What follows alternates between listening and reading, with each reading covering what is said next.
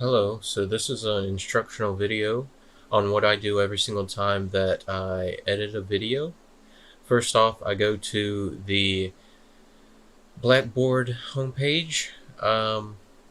The recordings for the webinars are usually in the organizations tab, but they're sometimes in the courses. It all depends on um, where they're being recorded from. But for the one that I'm doing right now, it's under organizations and it's in the CTE workshops and webinar folder. Um, After you go to that, you then go to the Blackboard Collaborate, and I can go to recordings, and this one's it right here. Uh, all I have to do to download it is go to recording options and then download, and it'll be right here. Okay, so now once the download is finished, I go to the file and I rename it the webinar name so it's easy to find. And now I'm going to go to the Handbrake app, which is this right here. Okay, so once the Handbrake app opens, all I have to do to get to the file, or to use the file, is go to File. Here's the file. Open that here. Under the Summary tab, I like to make it web optimized and then keep everything the same. Going to Dimensions, I like to make it 1280 by 720. Filters, keep all the same. Video, you have to make it constant frame rate so that it's always 30 frames throughout. And audio can stay the same, subtitles can stay the same, chapters can stay the same. So now once that has finished, I like to change the name to video to edit, because now I will know that this is the recording that I want to use to edit. And I put into my folder that I have for it, which is this one. I save it there. And now I just start the encode, and it will encode the video for me. And once it's done encoding, it will place it into this folder that I have set up for it. So now, once the encoding has finished, I can now open Premiere Pro.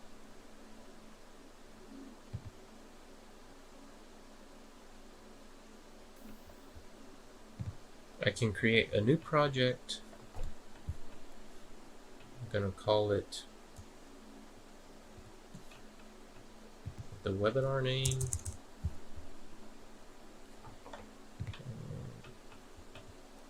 And place it into the folder for the webinar that I'm doing.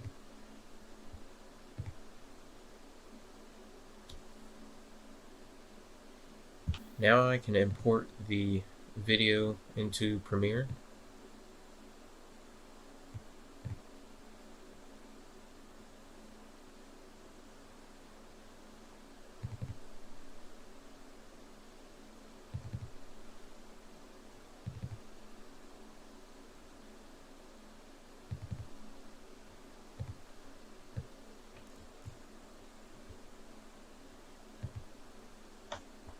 Okay, so now once the video is imported into Premiere, I go through the whole entire video and I edit out all the things that shouldn't be in it. So like you see right now, this whole space that has like almost no sound basically does not need to be there. So I just edit it out.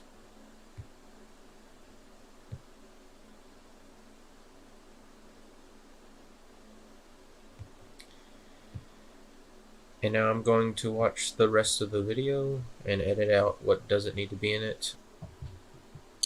Okay, so now that I have finished editing the whole video, I am going to add the intros and the outros. Right now I'm adding the outro.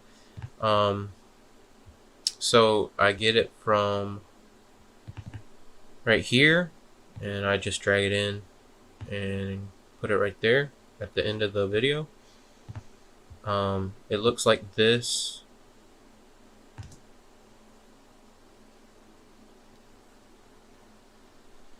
So it'll go to that, and it'll be a 10 seconds of this, and that will be the outro. And now I will go to the intro part and add it. It's a Mogart, so it'll be already imported into the essential graphics of Adobe Premiere Pro. Just go into it right now. It's right here. I just drag it to the beginning of the video. And you can see that it's too big for the screen right now, so I can go to it and change the scale. I put it on 68. I feel like that's good for what it is now. And now I can change the title for it. I can change it to the webinar's name.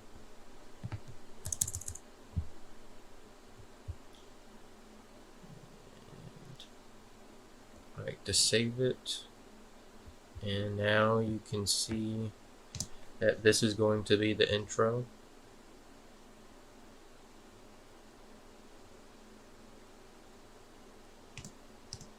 Which is really nice. Okay, so the black part of the Mogart, this part right here, is transparent, so you can drag the whole video to that spot and it'll show the video as the transition is happening. I'm just highlighting the whole video right now so that I can drag it into that spot. Okay, so now I'm dragging it there, and you can see that it will transition to the video smoothly. Okay, so I'm going to save that right there. And after I edit the video for the first time, I usually go back afterwards and watch it one last time just to make sure I haven't missed anything, editing things out, and that it's perfect. So I will do that now. Okay, so now that I have double checked that my video has been edited correctly and I haven't missed anything, I am going to export the webinar into a video file. How I do that, I go to File, Export Media, and then I change the name. I change it to Full Video so that I know it's the finished version, and then I save it. All of this can stay the same. Audio can stay the same, and then I export it. Now that the video has been exported, I can go on to create the thumbnail and the graphic for the video. But first, I have to get the photo that is goes with the webinar, and I get it by coming to this website. This is where all the events are posted, and I can find it right here for the video that I'm doing, and this is the photo. So I'm going to save it so that I can use it for the thumbnail and the graphic. I'm gonna go to the folder. Let's go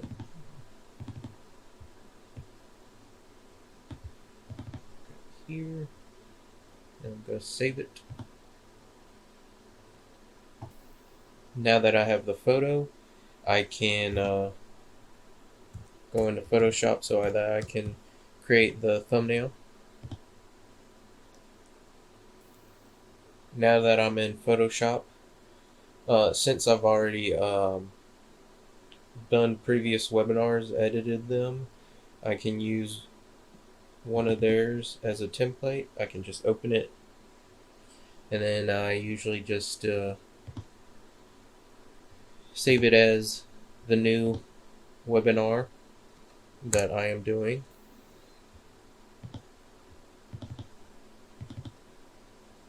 Which is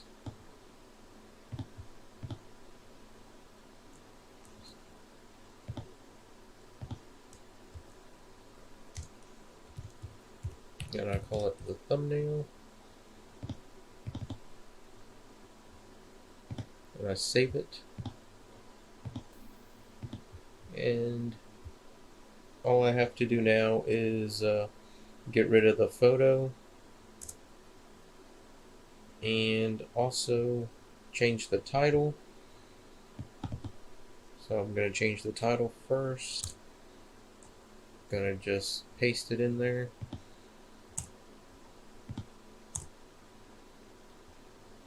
That looks good to me.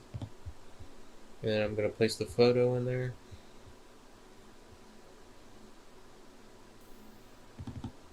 Then I'm going to place the photo in there.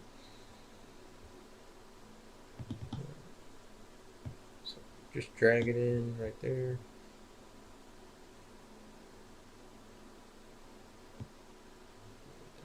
Drag it up. Make it fit the dimensions of my Photoshop file, and I put it behind everything else so that it's right there. And it kind of like the photo at its full opacity kind of conflicts with the title, so I change the opacities mostly, or most times, to something that's not as bad.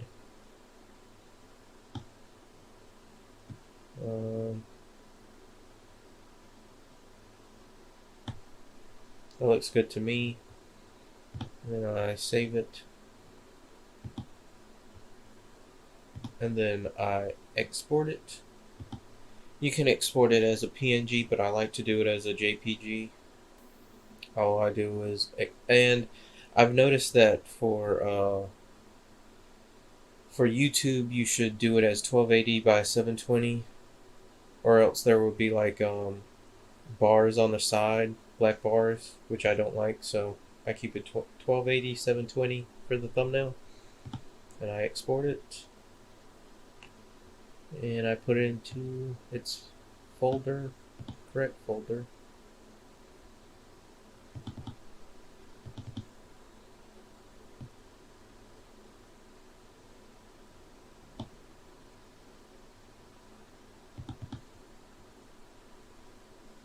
Save it. And so now I'm done with the thumbnail, and now I can go on to Adobe Animate. Now that I'm in Adobe Animate, I can just open up a file from a previous webinar that I have and use it as a template for the one that I'm doing now. So this is how the graphic for each webinar should look.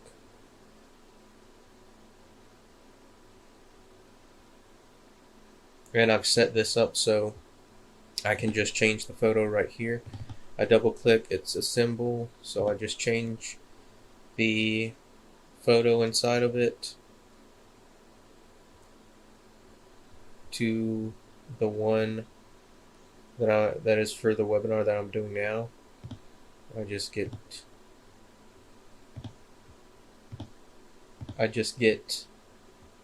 the photo and I drag it in, and now I have to change the width and the height and the X and the Y to what it should be, because I've already done this multiple times. I know what they should be now. The width should be 338. The height should be 159.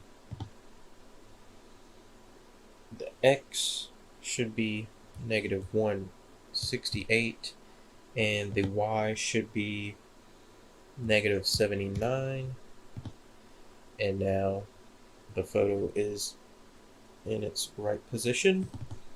I can get out of there, and then the title is also a symbol, so I can just go into it and then change it to the title that it needs to be for this webinar.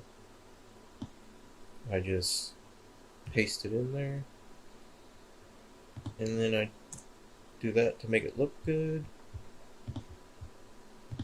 And now I'm done with that, and we can look at that graphic again.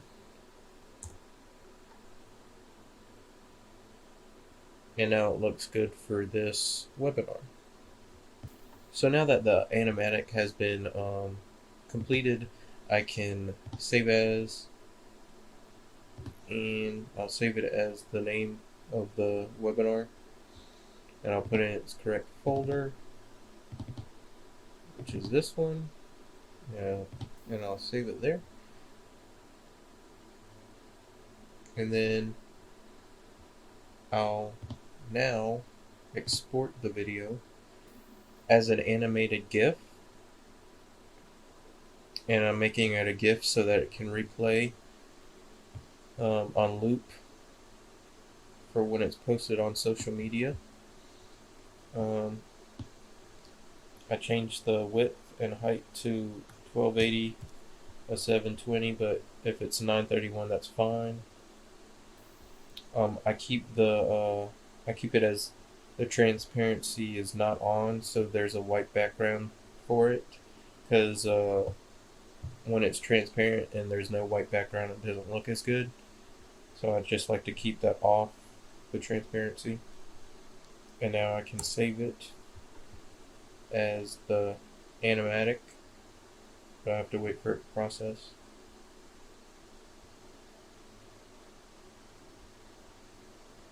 Okay, so it's processed, and now I'll put it into the folder,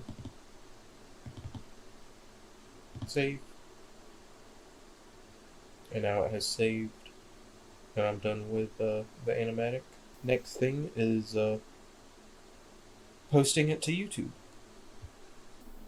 Okay, so now that I have finished editing the video, I've finished making the thumbnail and also the graphic for the video. I'm going to go to YouTube, our YouTube channel, and post it. So this is our YouTube channel. Go to my channel, manage videos, and then create a video and upload it. I'll select the file. It's right here. I'll rename it to what it should be.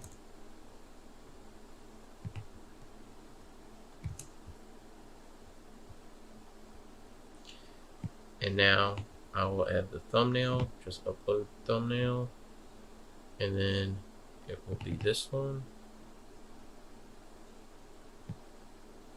And then I've created a playlist for all of the webinars that I'm doing this semester.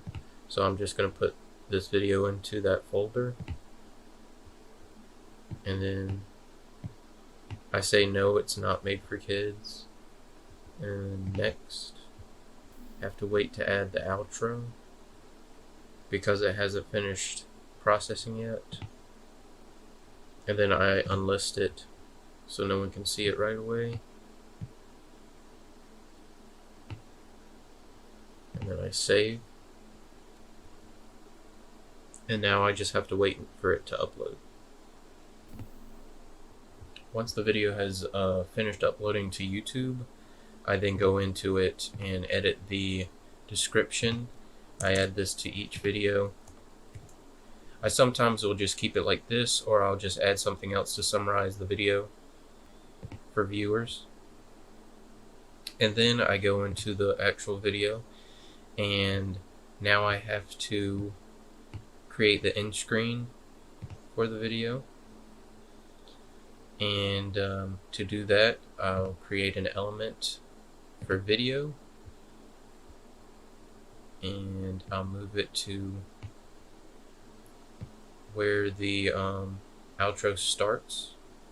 So right here is good.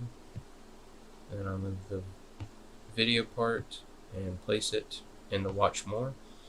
And when it's watch more, I usually just do best for viewer, so that the video that comes up is just the one that's the best for them to view next.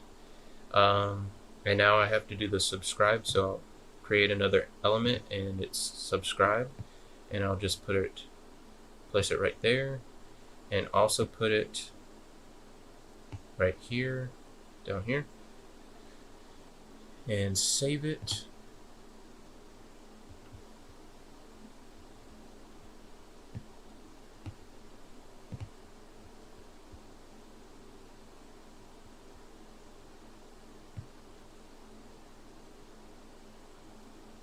So now that I have finished creating the end screen, you can see now that it will come up as this. So you'll have the video to watch next or the subscribe button, and you can now press either one as a link.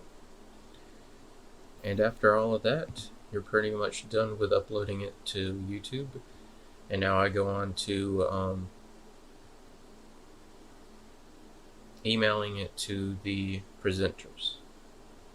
Okay, so now once the video has uploaded completely, I usually email the presenters of the webinar that I have finished editing their video, and that I will leave them the unlisted link in the email for them to watch it, and then each of the presenters have to give permission to me that I can then make this public to YouTube. And then after I post the video to YouTube and have made it public, because the presenters have then emailed me back saying that they give me permission to post it publicly to our YouTube channel, I then take the graphic and send it to our vice president of social media for CTE, and I tell them that our video has been published so that they can use this graphic for social media purposes to promote the video. And after all of that, that's pretty much all I have to do for each video, and I'm finished.